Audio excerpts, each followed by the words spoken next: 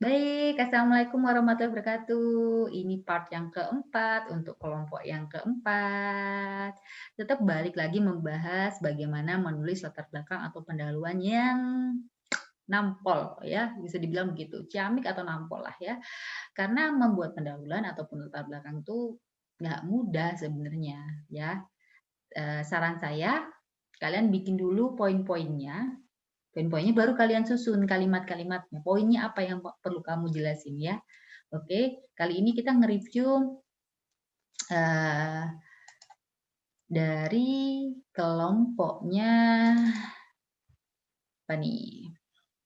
Tapi sebelum itu Ibu akan mereview ya. Mereviewnya adalah latar belakang atau pendahuluan. Coba dibaca lagi yang belum baca panduannya ya, disesuaikan sama panduannya. Yang PKMK.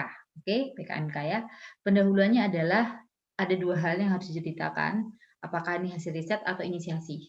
Oke, saran saya adalah lakukan dua-duanya, kombinasikan. Itu akan berpeluang lebih besar untuk kalian lolos. Oke. Yang kedua, sampaikan jenis atau spesifikasi komoditas yang akan menjadi model kewirausahaan. Bagaimana komoditasnya? Misalkan ubi yang seperti apa? Gitu. Roti yang seperti apa? Harganya berapa? Apakah suppliernya banyak? Apakah tidak ada kendala untuk proses pembuatan bahan baku? Dan lain sebagainya. Oke. Nah, kita masuk ke kelompoknya VB, Muhammad Ari Nurholis, Rizky Dwi Amilovia. Oke. Ibu share screen dulu. Oke, sudah terlihat baked potato. Oke. Baked potato tolong bikin merek juga, bikin brand ya. Misalkan kamu bikin namanya seperti burger buto gitu ya. Mereka sebenarnya jualannya adalah burger gitu loh. Tapi kenapa burger buto? Karena ternyata ukurannya besar. Nah, baked potato ini apa? Ini adalah tagline-nya di bawahnya. Misalkan kamu bikin apa namanya?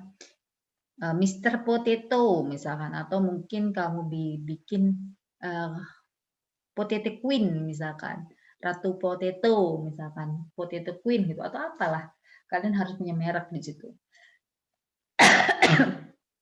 Oke. Lah, masuk ke pendahuluan. Jujur, saya suka pendahuluannya kelompok ini gitu ya. Cerita bahwa perkembangan penuh kehati-hatian, ya kan, membeli bahan dan sebagainya aman, dan juga harus kandungan gizinya yang cukup gitu kan. Nah, cuma pertanyaan saya, kenapa mengambil potato? Itu tidak dijelaskan di sini, ya kan? Misalkan bergizi memang dan sebagainya. Kalau bergizi banyak, bisa nasi, bisa lainnya. Kenapa potato? Kenapa kentang gitu loh? Apakah kentang menjadi komoditas yang bagus untuk dikembangkan karena berlimpah produksinya, kalian tidak kesusahan untuk mencari kentang, apakah kentang harganya juga tidak fluktuatif dan sebagainya. Kalian sampaikan dulu sebelum menyampaikan mengembangkan usaha baked potato ya. Gitu. Oke, kalian jelaskan pakai data. Ya, dan kembalikan lagi, jangan wilayah Indonesia udah terlalu luas. Kalian ambil aja misalkan Batu, misalkan seperti itu. Batu itu potensi potetonya seperti apa, gitu ya. Atau mungkin kalian yang tidak di Batu, Nongko Jajar misalkan, daerah Nongko Jajar yang merupakan daerah apa asal dari tim penyusun merupakan daerah penghasil komoditas kentang gitu ya, yang merupakan supplier ke kota-kota besar di Jawa Timur misalkan, berarti kan komoditinya besar. Dari data yang terhimpun dalam sekali panen kentang itu bisa memperoleh berapa dan sebagainya, itu harus ada data ya. Jadi ya tadi bilang, ngomong itu pakai konten, pakai data. Kalau ngomongin nggak pakai data, nggak pakai konten yang benar, orang yang baca proposalmu itu nggak akan yakin bener apa enggak sih, gitu loh. Iki ngedabrus apa ora sih, gitu loh. Ya, Kamu kan bikin proposal itu untuk meyakinkan orang lain kan ya. Jadi harus bikin seyakin mungkin gitu loh. Seyakin mungkin dengan data yang baik, data riset kalau misalkan perlu, data survei kalau misalkan ada, misalnya seperti itu. Oke. Uh, ini saya suka bahasa-bahasanya seperti ini, oke boleh, tapi belum diperjelas ya kan. Apakah ini inisiasi atau hasil riset. Ini kalau saya membaca ini adalah inisiasi. Jadi saran saya tambahi hasil risetnya. Hasil risetnya apa? Kenapa memilih potato? Kenapa memilih kentang? Kentang itu punya kelebihannya, ya kan? Dan kenapa kentangnya harus di-baked ini? Gambarannya kan kalau nggak salah lah ini kan kayak gini kan. Oh, ini cocok banget ini sebenarnya. Saya masuk kayak ini konsep seperti ini. Ya kan? Mereka sudah ada fotonya juga. Ini saya setuju gitu loh. Jadi kalau bukan proposal itu saran saya gambaran umum juga harus dimasukkan apa namanya? Gambar kalau misalkan memang ada gambar. Oke, di latar belakang oke, nggak apa-apa dimasukkan gambar, tabel, kondisi saat ini, kondisi saat produksi misalkan dan lain sebagainya. Atau kondisi apa namanya?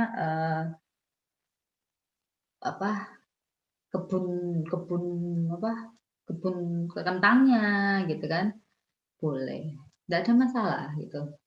Nah, hasil risetnya apa ya tadi misalkan kentang itu bagus bla bla bla untuk apa, untuk diet, untuk apa, misalkan seperti itu. Kandungan gizinya seperti apa, ya kan? Nah, lalu yang menjadi tambahan hasil riset, lakukan kombinasi teknologi saat pengolahan. Nah, pengolahannya diapain nih gitu loh. Coba kita cek bersama-sama.